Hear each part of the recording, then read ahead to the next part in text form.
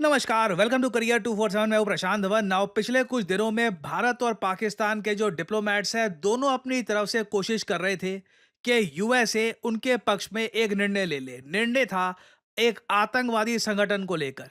पाकिस्तान के डिप्लोमेट्स प्रयास कर रहे थे कि टीआरएफ नाम का आतंकवादी संगठन ये यूएसए में भी बचा रहे। इंडिया ने पूरा प्रयास किया कि टीआरएफ वही आतंकवादी संगठन जिसने भारत पे कई आतंकवादी हमले किए हैं, इससे पहले मैं इस ग्रुप पर वीडियो बना चुका हूं। ये बेसिकली लश्कर ए तोयबा का एक ऑफशूट है।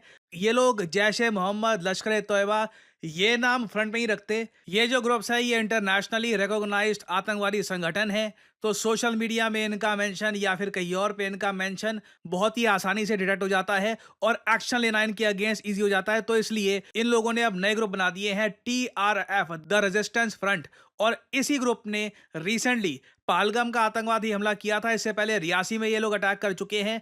कई आतंकवादी हमले जम्मू कश्मीर में ये ग्रुप कर चुका है। ना यूएसए में देखिए भारतीय डिप्लोमेट्स की बड़ी जीत हुई है, क्योंकि यूएसए को इस बात को लेकर मनाने में हम लोग कामयाब रहे हैं कि द रेजिस्टेंस फ्रंट को बिल्कुल एक आतंकवादी संगठन डिक्लेयर कर देना चाहिए। और यूएसए ने यह कर भी दिया है। कुडोस टू यूएसए, एक अच्छा स्टेप है। रिसेंटली यूएसए के जो कई डिसीजंस थे किसी को समझ नहीं आ रहे थे, इवन कई अमेरिकन को समझ नहीं आ रहे थे कि यूएस किस दिशा में जा रहा है। मगर मैं एटलीस्ट ये कहूंगा, जब बात आई है आतंकवाद के इशू को लेकर, USA has been a strong partner of the Republic of India. आप देख लीजिए, एससीओ का जब समिट हुआ था तब चाइना पाकिस्तान ने पहलगाम आतंकवादी हमले का मेंशन तक नहीं किया, जबकि क्वाड का एक बहुत ही इंपॉर्टेंट समिट जब यूएसए ने होस्ट किया तब वहां पर प्रॉपरली पहलगाम आतंकवादी हमले का मेंशन किया गया था। तो आई मीन देखो, यूएसए के कई और इश्यूज है। यूएसए भी अपने इंटरेस्ट में काम कर रहा है, ठीक है। ट्रम्प की स्ट्रैटेजी है कि रशिया पे प्रेशर बनाना है, उसमें बाय डिफॉल्ट ये इंडिया पर भी प्रेशर बनाने का प्रयास कर रहे हैं, वो अलग चीज है। बट उसके बियॉन्ड आप अगर देखो, आतंकवाद के इशू को लेकर यूएसए ने कई जगह, चाहे यूएन हो चाहे कोई इंटरनेशनल समिट हो, हमेशा भारत का साथ दिया है। जबकि चाइना ने यूनाइटेड नेशंस में टीआरएफ को बचा लिया था।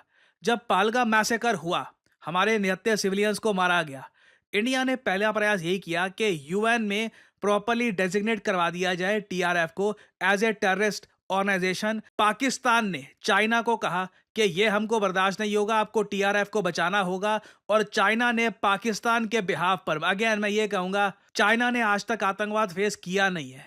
इन लोगों ने देखा नहीं है कि आतंकवादी जब निहत्थे सिविलियंस को मारते हैं कैसा होता है। एंड बहुत अगली जियोपॉलिटिकल गेम चाइना खेल रहा है पाकिस्तान का साथ देकर। मगर चाइना ने ब्लॉक कर दिया था भारत की रिक्वेस्ट को। ये पहली बार नहीं हुआ।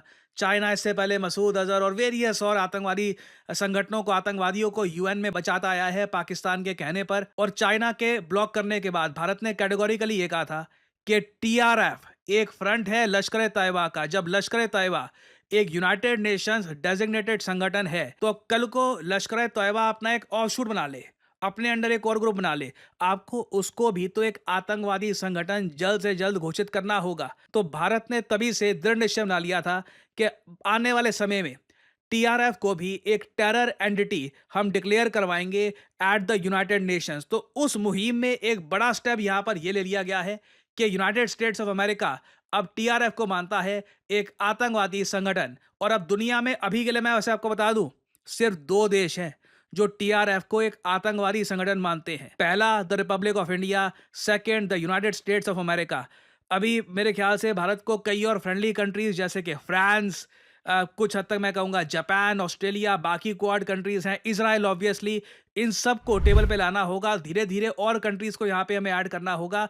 और आप सबको याद होना चाहिए, पाकिस्तान के डेप्यूटी प्राइम मिनिस्टर ने पार्लियामेंट में खड़े होकर कहा था कि पाकिस्तान की सरकार ने टीआरएफ को बचाया है। चूंकि हम इस वक्त सिक्योरिटी काउंसिल के नॉन परमानेंट अल्हम्दुलिल्लाह मेंबर हैं 1 जनवरी 2025 से 31 दिसंबर 2026 तक, तो यूएस ने एक प्रेस रिलीज, ये वहाँ इस तरह का वाकया दुनिया में कहीं हो, जाफर एक्सप्रेस पे भी हुआ, तो वो एक प्रेस रिलीज यूनानिमस, 15 मेंबर हैं, 5 परमानेंट है, 10 नॉन परमानेंट इलेक्टेड होते हैं 2 साल के लिए।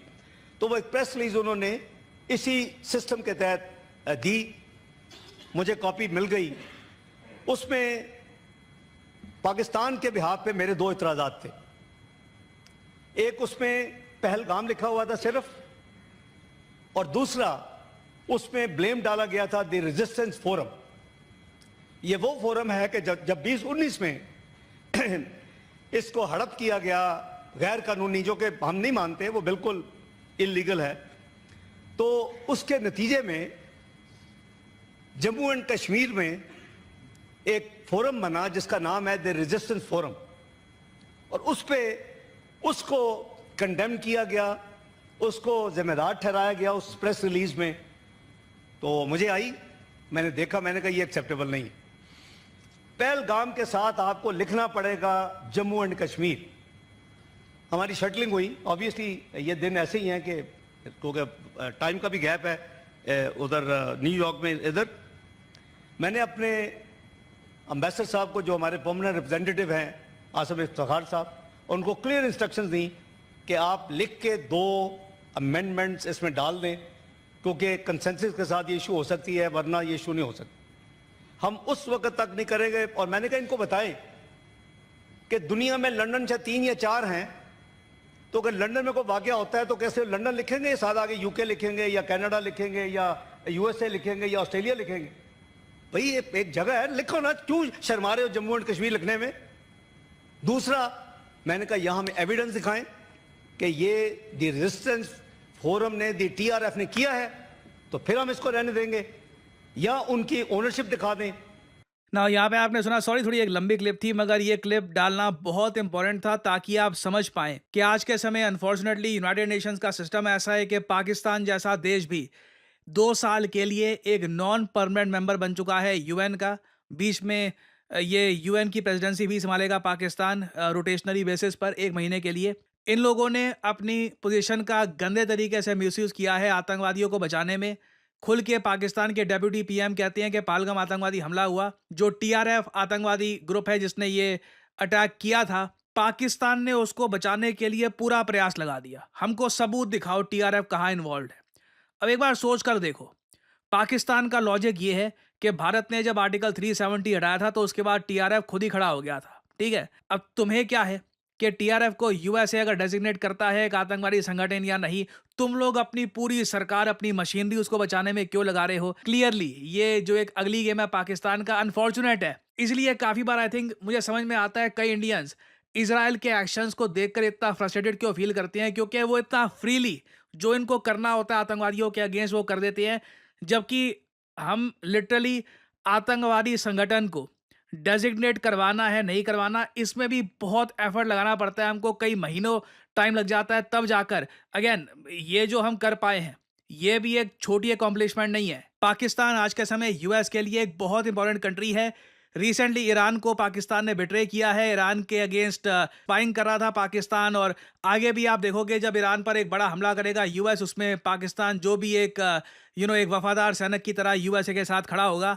तो ऐसे टाइम में एक ऐसा ग्रुप जिसको पाकिस्तान की सरकार सपोर्ट कर रही है, जिसका काम है भारत को नुकसान पहुंचाना, भारत के निहत्थे लोगों को मारना, भारत को इकोनॉमिक लॉस पहुंचाना, ऐसे ग्रुप को यूएस स्टेट डिपार्टमेंट काफ़ी एक इंटरनल बहुत ज़्यादा स्ट्रगल के बाद फाइनली डिक्लेयर करता है एक आतंकवादी संगठन, terrorist designation for the resistance front. ये एक बड़ी जीत है भारत के डिप्लोमेट्स के लिए। मैं इमेजिन कर सकता हूँ कई गुमनाम चेहरे हैं, उनका नाम हमको पता नहीं है, अननोन फेसेस है, उन्होंने कई घंटों तक मेहनत करी होगी, रात रात को जागे होंगे, अमेरिकन से बात करी होगी, यूरोपियन से बात करी होगी, और कोशिश की होगी कि एटलीस्ट जो पहलगाम आतंकवादी हमले में जो इनोसेंट विक्टिम्स हैं, कहीं ना कहीं तो उनको कुछ एक जस्टिस मिलने का प्रोसेस शुरू तो हो। जिन लोगों ने उन पे आतंकवादी हमला किया था उनको एटलीस्ट दुनिया का सबसे ताकतवर देश एक आतंकवादी बुलाए तो सही, उसके बाद और प्रोसेस हम स्टार्ट करेंगे, यूएन तक बात जाएगी। मैं जानता हूं अभी बहुत लंबा रास्ता है, but this is a great start by India.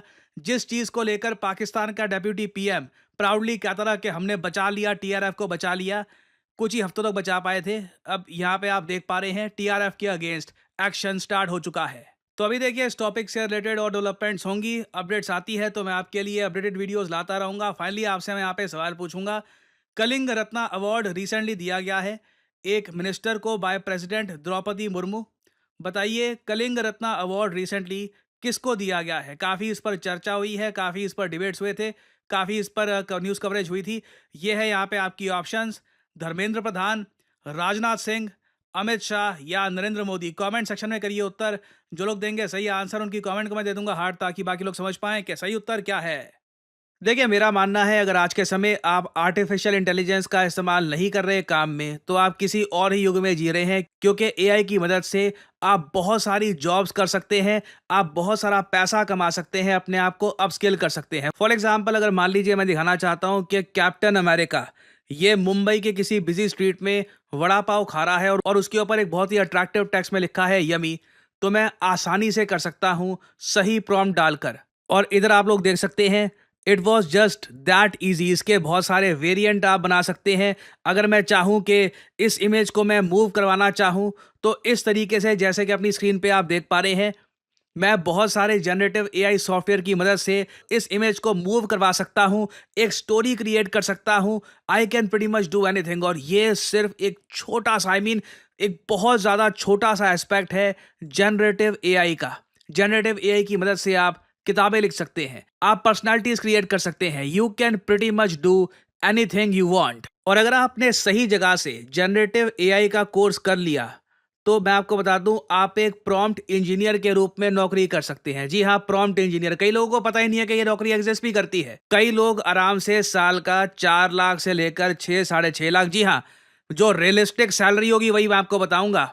कई लोग होंगे जो आज के समय कहते हैं कि जी हमारा कोर्स कर लो, फिर 25 30 50 लाख वगैरह। जो रियलिस्टिक चीज़ होगी वही मैं आपको बताऊंगा। प्रॉम्प्ट इंजीनियर को गूगल कर लीजिएगा, प्रॉम्प्ट इंजीनियर जॉब्स, आराम से 4 लाख से लेकर साढ़े 6 के आसपास सैलरी होती है उसकी।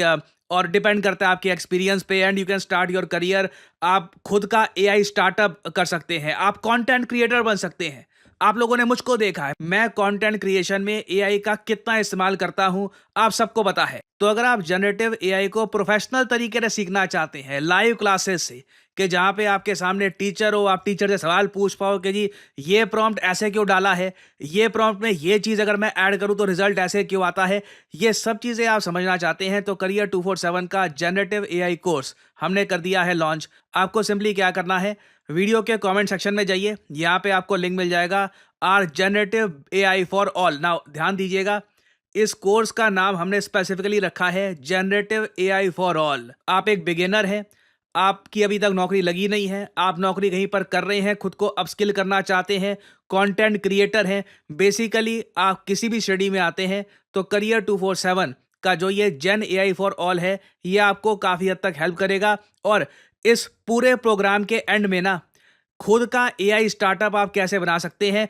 उसका प्रोजेक्ट भी साथ ही साथ किया जाएगा। ये सभी टूल्स को यूज कैसे करना है, ChatGPT, Midjourney, DALL E, various type के आज के समय जो जनरेटिव एआई के टूल्स हैं, इनको इस्तेमाल कैसे करना है, ये सब आप सीख पाएंगे करियर 247 पे। आपको सिंपली करना क्या है, यहाँ पे अपना नाम डालिए, अपना ईमेल आईडी, अपना नंबर, और ऑब्वियसली डिस्काउंट कोड यहाँ पर डालना PD10। सो एक गोल्डन अपॉर्चुनिटी आपके सामने। जनरेटिव एआई के वैसे कोर्सेज दुनिया भर में अवेलेबल हैं, बट ऐसा कोर्स जहां पे आपको लाइव क्लासेस मिलती हैं, आपको प्रोजेक्ट्स करवाए जाते हैं, आपको सर्टिफिकेशन मिलता है बाय NASSCOM, ये बहुत ज़्यादा रेयर है। So if you want to enrol, start your journey in generative AI. Thanks for listening, and as I always say, may the gods watch over you.